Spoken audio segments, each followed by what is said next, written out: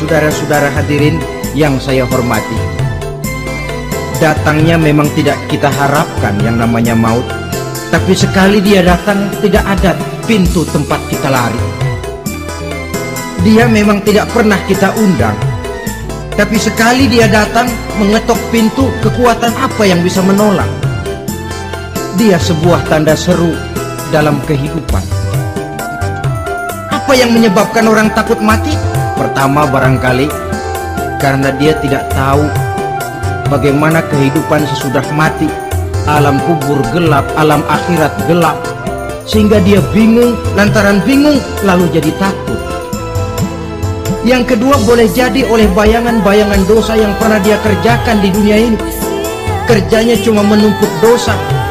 Dia gembira, bahagia, tertawa di atas tumpukan dosanya, merasa segan berpisah dengan seluruh kehidupan ini. Sehingga boleh jadi maut adalah sesuatu yang ditakutkannya benar dalam kehidupan. Tapi bagaimanapun takutnya, tidak ada tempat lari dari dia.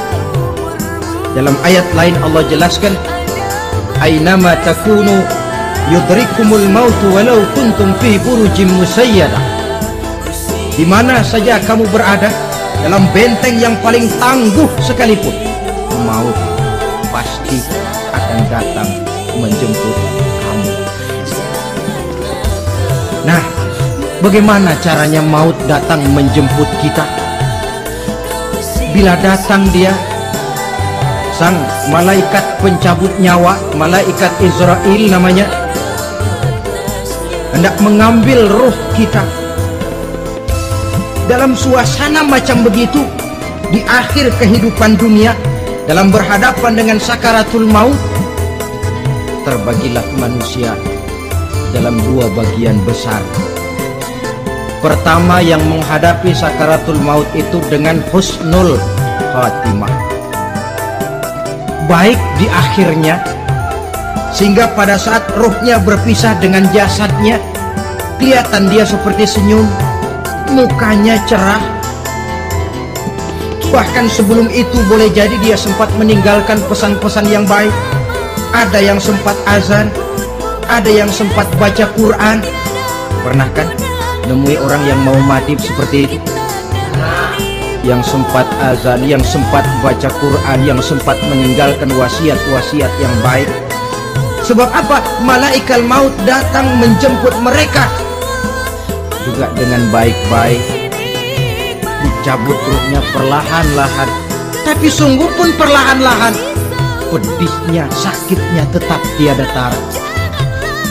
Rasulullah Shallallahu Alaihi Wasallam, dikala beliau hendak berhadapan dengan sakaratul maut, menceritakan, mencelupkan tangannya ke dalam gelas berisi air, lalu mengusapkannya ke muka beliau seraya berdoa, "Ya Allah, mudahkan saya dalam menghadapi sekarat ini."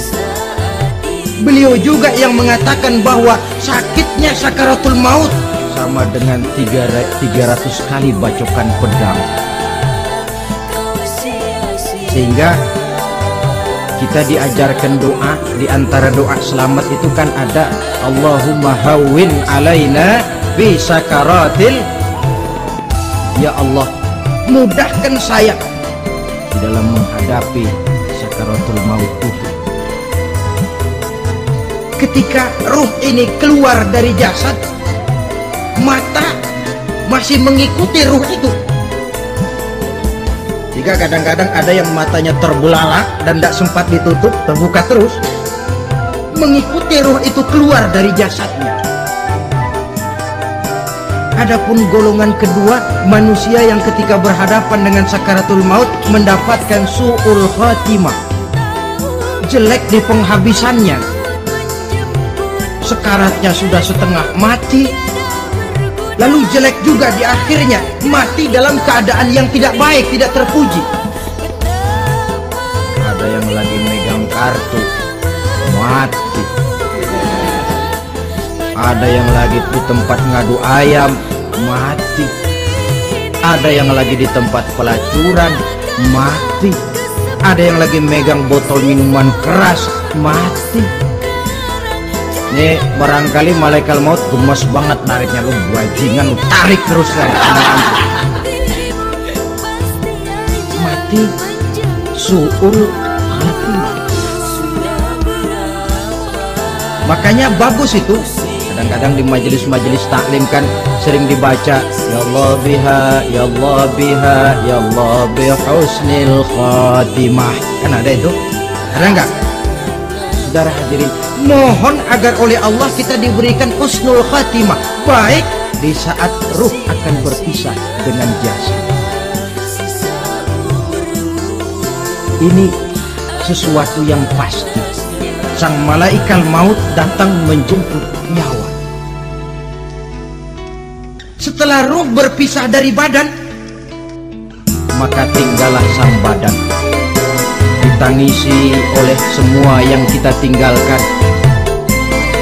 Sehingga kepada putrinya Fatimah, ketika malaikat maut datang hendak menjemput baginda Nabi, beliau berkata kepada anaknya, Fatimah, kamu tahu siapa yang datang? Saya tidak tahu, Bapak.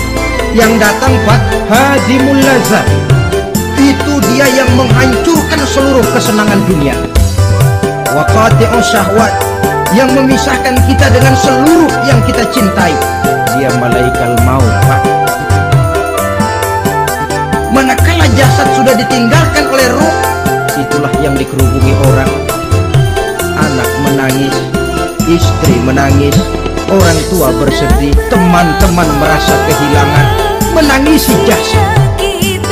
Diuruslah jasad kita, dimandikan sebagaimana mestinya, dikafankan dengan kain putih 3 lembar. Itu yang hendak kita bawa kembali ke tempat asal kita. Pakaian sutra, jas yang mereknya Switzerland wool, kain yang Samarinda, sepatu yang Belly atau Beltoni, jam tangan yang Rolex, kendaraan yang serba mewah, tidak ada yang menyertai kita.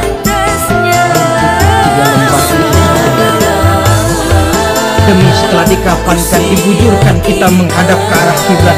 Orang banyak pun datang menyolatkan kita dengan 4 takbir, diiringi dengan doa. Lalu upacara pelepasan, berangkat kita meninggalkan anak, istri, suami, kampung halaman, tanah air, bahkan alam dunia ini.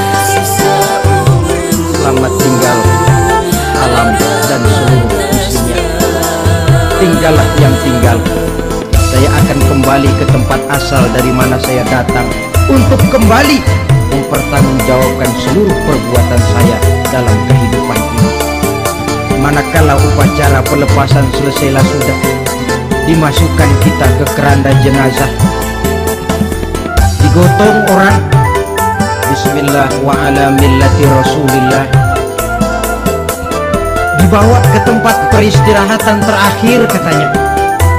Padahal dulu kalau mau kita istirahat, ke villa lah kita, ke Bali lah kita, ke Hong Kong lah kita, ke tempat-tempat tamasya yang indah. Oh, rupanya akan sampai juga perjalanan menuju tempat peristirahatan terakhir, yang luasnya tidak akan lebih dari 2 kali 1 meter. Diusung orang kita, diantarkan orang banyak. Manakala sampai ke atas liang lahat, pengusung jenazah dibuka, diturunkan kita ke liang lahat, dibaringkan. Gumpalan tanah akan jadi bantal kita. Muka dibuka, dihadapkan ke arah kiblat. Setelah itu ditutup yang lahat kita dengan kain. Masih belum kurang, diuruk dengan tanah. Yang menguruk orang-orang yang tadinya mencintai kita, menyayangi kita. Tapi ketika jasad sudah ditinggalkan ruh, habis rupanya cintanya.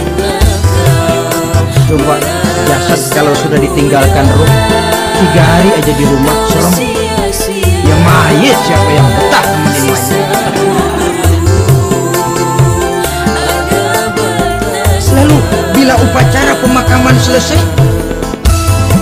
maka beruruslah semuanya. Para pengantar akan kembali ke rumahnya masing-masing. Maka masuk kita ke alam kehidupan, yaitu yang disebut alam barzakh atau alam kubur. Apa selesai hidup sampai di situ? Tidak. Hanya beberapa langkah setelah yang mengantar kita pulang. Diriwayatkan dalam hadis Bukhari dan Muslim, bila seseorang sudah diletakkan di kuburnya, lalu yang mengantar kembali pulang, maka roh si mayit akan dapat mendengar bunyi terompah orang yang pulang. Bunyi terompahnya terdengar. Datang dua malaikat menanyakan dia dengan pertanyaan-pertanyaan yang kalau bisa dijawab dengan betul, dua malaikat yang bernama Munkar Nakir akan bilang, jawabanmu betul, tenanglah kau di sini, naumatal arus, tidurlah kau di sini seperti tidurnya pengantin. Orang yang baik-baik di alam kuburnya akan mendapat nikmat kubur, sehingga masa penantian yang lama. Sebab jangan lupa, kita masuk ke kubur itu kan menunggu sampai datangnya hari kiamat. Jadi kalau kiamat umpamanya masih 1000 tahun lagi, ya 1000 tahun kita menunggu. Orang yang baik-baik penantian di alam kubur, kata malaikat, naumatal arus, tidurlah kamu seperti tidurnya pengantin. Bagaimana sih tidurnya pengantin? Gak berasa. Iya, kata anak sekarang, endah aja. Begitu mendusin pagi, kata lakinya, malam sebentar bener ya Neng. Sebentar betul katanya malam. Ya tentu saja tidak terasa. Kenapa? Dia tidak pernah memikirkan waktu. Terbawa oleh kenikmatan dan kelezatan yang dirasakannya dalam kehidupan. Tapi orang kafir